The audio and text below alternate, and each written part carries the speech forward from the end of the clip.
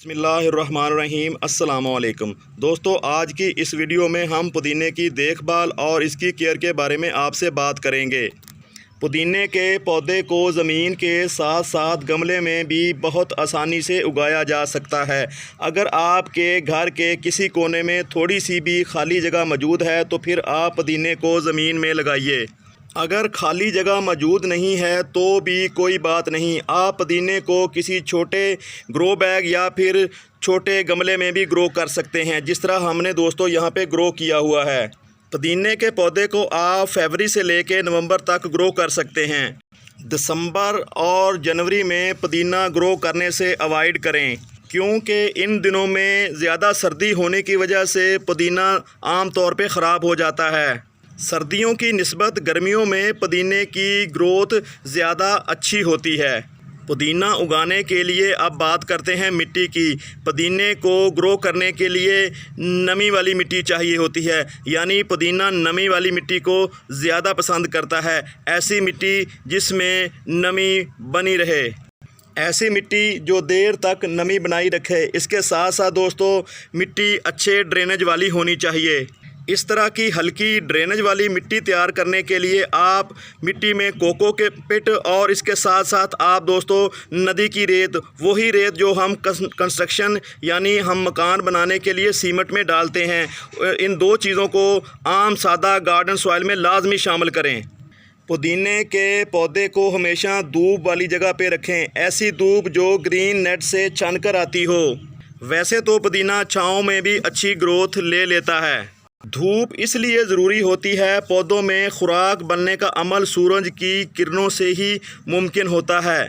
दोस्तों पुदीने की नेचर में शामिल है कि ये नमी वाली मिट्टी को पसंद करता है। इसको ज़्यादा गहरे और ज़्यादा मिट्टी की ज़रूरत नहीं होती। ये थोड़ी सी मिट्टी में भी दोस्तों अपनी जड़ें अच्छी तरह डेवलप कर लेता है। इसलिए आप हमेशा पुदीने को चौड़े कम गहरे बर्तन में लगाएं। जैसा कि मैंने कहा कि पुदीने को नमी वाली मिट्टी पसंद होती है, इसलिए दोस्तों मिट्टी को सूखने ना दें।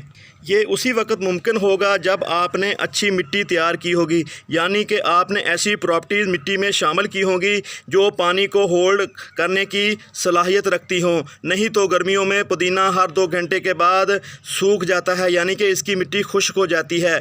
तो अब बात कर लेते हैं पुदीने पे लगने वाली बीमारियों की। दोस्तों पुदीने के ऊपर कोई ख़ास बीमारी नहीं लगती और ना ही इसके ऊपर किसी किस्म का कीड़ा लगता है। अगर आपको लगे कि आपका पुदीना किसी बीमारी की वजह से या किसी कीड़े की वजह से मुतासर हो रहा है तो आप मुतासरा उस ब्रांच को यहाँ से रिमूव कर दें या उस कीड़े को यहाँ से उठा के दूर कहीं फेंक दें।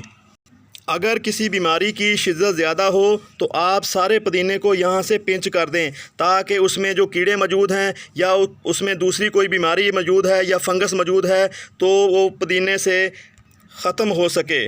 दोस्तों पुदीने की बेहतर ग्रोथ लेने के लिए आप इसको पिंच करते रहें। अगर आपको घर पे इसकी इतनी ज़रूरत नहीं भी है तो भी दोस्तों आप हर 20-25 दिन के बाद पुदीने की हर ब्रांच को नीचे से काटते रहें। इसकी पत्तियों को रिमूव ना करें, क्योंकि अगर आप यहाँ से आप पत्तियाँ तोड़ेंगे तो इस जगह पे नई पत्तियाँ नहीं आएंगी। अगर आप दोस्तों ब्रांच काटेंगे तो नीचे से नई ब्रांचें भी आएंगी, नई ब्रांचों के ऊपर ही दोस्तों नई पत्तियाँ आएंगी। अगर आप ये समझते हैं कि पत्तियाँ तोड़ने से फिर से पुदीना आपका हरा भरा हो जाएगा, ऐसा नहीं होगा, क्योंकि नई पत्तियां उन्हीं टहनियों के ऊपर आती हैं जो नई होती हैं। तो इसलिए आप हमेशा जब भी पुदीने को हार्वेस्ट करें तो नीचे से ही दोस्तों उसको काटें, ताकि आपका पुदीना जो है घना बना रहे। पुदीना बहुत तेज़ी से ग्रोथ करता है, इसलिए आप इसको जितना हार्वेस्ट करेंगे ये उतना ही तेज़ी से फैलेगा।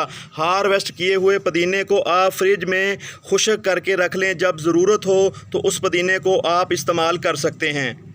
अब बात करते हैं पुदीने की ग़िज़ाई ज़रूरियात की। दोस्तों पुदीने को ऐसी खाद की ज़रूरत होती है जिसमें नाइट्रोजन की मकदार ज़्यादा हो। आपको पता है नाइट्रोजन मिलती है दोस्तों गाय के गोबर से या वर्मी कंपोस्ट से। आप हमेशा बदल बदल कर अपने पुदीने के पौधे को खादें दें, ताकि हर दफ़ा टेस्ट चेंज करने से पुदीना और घना होता जाएगा। आप जो हमारे हाथ में फर्टिलाइज़र देख रहे हैं, ये है दोस्तों चाय पत्ती की खाद। इससे पहले हमने गाय के गोबर का इस्तेमाल किया था, तो अब इस बार हम चाय पत्ती का इस्तेमाल करने जा रहे हैं। दोस्तों, अगर आप बरसात के दिनों में चाय पत्ती इस्तेमाल कर रहे हो तो पुरानी चाय पत्ती जो हम चाय में डालते हैं, बाद में जो हम उसको छान कर चाय को पीते हैं, तो वो पत्ती का इस्तेमाल ना करें। आप बरसात के दिनों में हमेशा ताज़ा और फ्रेश जो चाय पत्ती होती है डिब्बे से निकाल के 1 चम्मच आप अपने गमले के साइज़ के मुताबिक इस्तेमाल करें।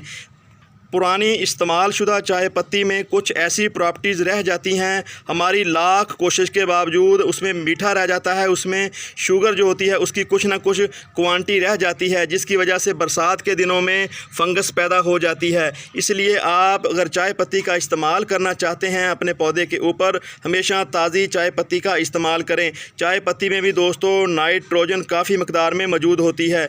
नाइट्रोजन क्योंकि तमाम उन सब्ज़ियों की बेहतरीन ग़िज़ा होती है जो पत्तियां वाली होती हैं, जैसे साग है, सरसों है, धनिया है और पुदीना है। तो ऐसी तमाम हरी सब्जियों के लिए आप नाइट्रोजन रिच खादों का इस्तेमाल कर सकते हैं। तो यहाँ पे हमारे गिलास में हमने 1 चाय चम्मच चाय पत्ती का लिया है, तो हम इसको मज़ीद पानी में शामिल करेंगे, उसके बाद ही अपने पौधे को देंगे। तो यहाँ पे हमारे पास तकरीबन 3 गमलों के लिए ये फर्टिलाइज़र मौजूद है।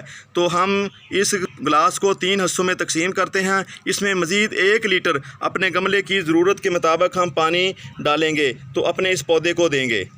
तो यहाँ पे आप देख रहे हैं दोस्तों, गिलास का तीसरा हिस्सा हमने यहाँ पे चाय पत्ती का लिक्विड फर्टिलाइज़र ले लिया है। तो अब हम इसमें मज़ीद सादा पानी शामिल करेंगे। दोस्तों, जैसे ही हमने सादा पानी इस जार में शामिल किया तो हमारे इस फर्टिलाइज़र का रंग हल्का हो गया है। तो यहाँ पे पहले वाला फर्टिलाइज़र भी मौजूद है जिसमें ज़्यादा मकदार में हमारी जो चाय पत्ती की खाद मौजूद है, तो इसका रंग और इसका रंग काफ़ी हद तक चेंज है। तो अब हम इस 1 लीटर पानी को हम इस अपने पुदीने के पौधे को देने जा रहे हैं। आप इस चाय पत्ती खाद को महीने में 1 दफ़ा अपने पौधों के ऊपर फिर से रिपीट कर सकते हैं।